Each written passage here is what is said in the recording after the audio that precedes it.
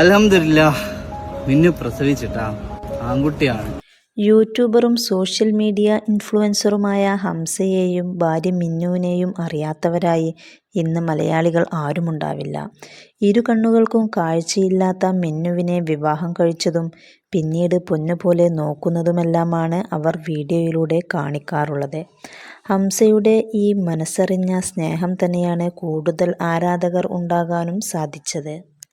കഴിഞ്ഞ ദിവസമാണ് മിന്നുവിനെ ഹോസ്പിറ്റലിലേക്ക് കൊണ്ടുപോവുകയാണ് എന്നുള്ള വീഡിയോ അവർ അപ്ലോഡ് ചെയ്തത്.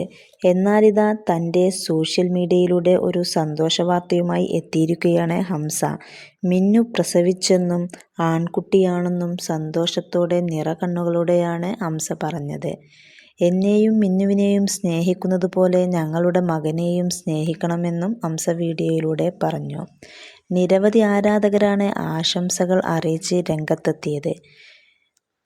മിന്നുവും മോനും സുഖമായി ഇരിക്കുന്നെന്നും വീഡിയോയിലൂടെ ഹംസ പറയുന്നുണ്ട്.